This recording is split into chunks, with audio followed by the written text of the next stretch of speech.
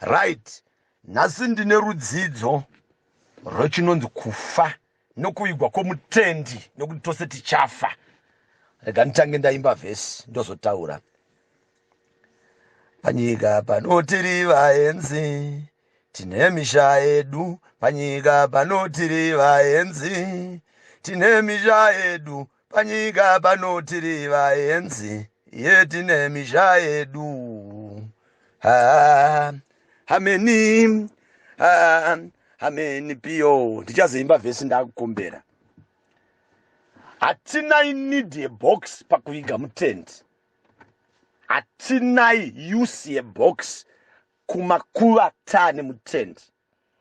Bhokisi kana kuti coffin muchitendero chedu ichi cheJohani Masowe rinoshanda kubvisa munhu pa point A to point B, sekuti kubva kumochari kuenda naye kumba, kubva naye kufuneral parlour kuenda naye kumba. Ndicho chinangwa chatiri kujoinira maDoves, Manyaradzo, First Funeral and etc. ari mafuneral police edu ekuti takura kuenda kurizevha kwedu kuuzumba, kugokwe, kuguruwe kana kwaMutare uko kwamapararichiko maparariswa uko kwamarange. Ndo basa rebox.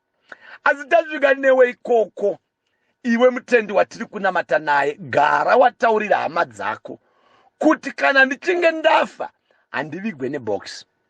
Kana ndichinge ndafa handiende pasi nebox. Mufundisi wakatidzidza muJerusarema akati kuviga mutendi nebox kudyara mbeu iri muplastic paper, mukaidiridza 10,000 liters dzemvura haimere, inoora iri muplastic noti hainwe mvura. Chinyarira chiye kubvisa box top chete toti munhu ongomiga data bvisa top, hazvidi kudaro. Muviri wemunhu unoenda muvhu, ngauvanzarikwe pavhu. Munhu iyeye ane maradzikiro anoitwa nerutivi rwake runorumuko. Saka taurirai hama dzenyu madzibaba nemadzimai kuti ndakatendeuka sangano reJohani Masowe. Sangano rangu iri randakatendeuka rinoti kana ndichinge ndafa, regai shamwari dzangu dzandonamata nadzo dzindiperekedze. Murawo wadzinokuudzai ndiwoteverai. 1. Imi sevabereki vangu hamutemerukawo. Munovanongedzera pamuri kuda kuti ndiende ini. Ivo vanoisa chipiyaniso netsvimbo yavo, vonimba vosana vonamata vochera bwiro, munovabatsira sehama dzangu neshamwari, asi ivo vaisa rukawo, vanoisa rukawo netsvimbo yemuchinjiko sevapostori. Imi hama dzangu hamuteme rukawo. Taurira hama dzako mutendi kuti kana ndafa ini ndanyarara, imi ndimunenge maakutaura. Musazovapikisa kana vakuburitsa bhokisi rangu re$10,000 US, re$1,000 US, re$400, re$20 raakupwanywa. Murayiro kuti bhokisi hariende pasi mubwiro, rinopwanywa. Taurira hama dzenyu. Taurira hama dzenyu kuti kana ndafa handivigwe nesutu, handivigwe nebhutsu, handiitwe makeup, ndaparara.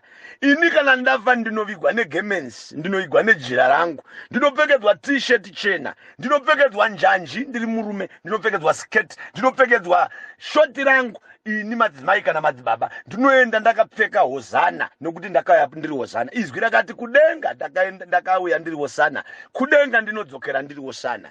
Dzidzai hama dzenyu kuti kana yasvika nguva yekufa handidzokere nguo dzangu. Zvinoshamisa kwandinoenda kwandinoamata ndega.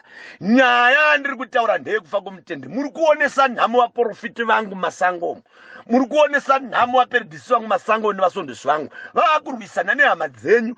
Taakuda kuti pwanye bhokisi, hama dzenyu kakarakata kuramira bhokisi kunge ndiri nemweya wako kuti uchamuka. Kakarakata kuda kuchera pabwiro hanzi nokuti ihama yedu. Kakarakata hama dzako kuti hanza wedu tenda naye kumusha. Iye munhu akabva kumusha kudharadhara mamusikagare naye, maakuzomudafa. Kumwe kuroya musakupembedze kuti vakurwerei padhuze. Taurirai hama dzenyu kuti mavigirwo angu ane murawo nevaperedhisi nevapostori nemutungamiri wesangano. 1. Ndine mavigirwo andinoitwa ini. Mavigirwo angu ndinorara nerudivi rweruboshwe norumuko. Ndinoradzikwa ndakatarisa kumadokero, ndinomuka ndichienda kumabvezuva. Ndinoisirwa tonera yepakati kana yekurutivi, asi tonera iyoyo ichindipa mvumo yekuti ndofanira kurara pasi. Chechitatu, taurirai hama dzenyu kuti musi wekufa vanotendera kuridza mhere, asi ivo vanodaidzwa vachiudzwa nevapostori, taapapa, ivo vachiti hongu, aiwa mirai, taapapa, hongu, tinoshanda navo. Ndiwo murayiro. Zvino mukasataurira hama dzenyu kuti hamuvigwe nebhokisi, mukasataurira hama dzenyu kuti imimi hamutemerwe rukaho nehama dzenyu, mukasataurira hama dzenyu kuti kana ndafa haitunge muti, vataurire kuti ndikafa ini mumba haitunge muti, haicheme kwiyo kwiyo huku haicheme, vataurire kuti kufa kwangu ini parufu pangu hapadyiwe nyama yekubhucha yakafa kudhara kana yakaoma yakasasikwa chimukuyu haitenderwe parufu rwomutende. Kana vachida kudya nyama nekubaya mombe zvinoitwa panyaradzo rwako mutendiwe, zvinoitwa panyaradzo izvozvo, parufu hazviitike. Takarambidzwa izvozvo nemudzimu unoya kuti panofa mutende hatibaye mombe, panofa mutende hatipire, panofa mutende hatibaye pfungaidzo, panofa mutende hatina zvirangorango zvakawanda zvinoda chivanhu vanhu. Mutende akanga afa anovigwa netsika nemurayiro wakauya nevakatumwa. Taurirai hama dzenyu kuti mukufa kwangu ndaakuseri kwegumbeze, gumbeze renyari shande, kunoshanda inonzi faranera. Vapostori vanouya nejira ravo inonzi faranera. Faranera ijira guru rine mamita 3 matanhatu zvienderana nokukura kwata imba kuenda munhu. Ndo panoiswa jira iro rinenge rine mwedzi, muchinjiko nenyenyedzi. Ndo inonzi faranera. Ndo inovhara mutende wedu. Mazuva 3 takagara naye mumba maviri, mutende wedu anobuda mubhokisi tomuwaradzika pajecha nyoro. Ndo inda firiji yake mutende ashate. Garai maudza hama dzenyu kuti mukufa kwangu ini somupostori bhokisi harina basa. Garai mataurira hama dzenyu mukufa kwangu semutendini, hama dzangu imi chenyu kunongedza ndinovigirwa apa. Muperedhisi ndiye anotema rukaho, anonyora ruchinjiko kana muprofiti ponamatwa neosana. Taurirai hama dzenyu kuti kufa kwangu ini haitunge muti, parufu rwangu hapadyiwe nyama. Vataurire kuti ndinofa ndakauya neosana, ndakafa ndichavenda neosana kusvika kumapeto. Ipai hama dzangu neshamwari dzangu mukana wekuti vandicheme.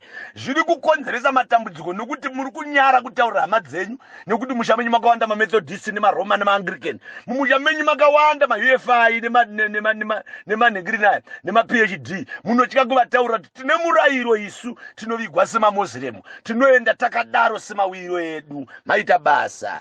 Kana yasvika nguva yekufa, haudzokeri nguo yako, zvinoshamisa kwaunoenda, yekwaunomata wega wega. Ndiye Pita waimbe kudaro, ndiye Pita waimbe kudaro, ndiye Pita waimbe kudaro, ndiye Pita wasara. Ndo maendero edu. Kana yasvika nguva yekufa udzokere nguo yako, zvinoshamisa kwaunoenda, kwaunonamata uri 1. Amen.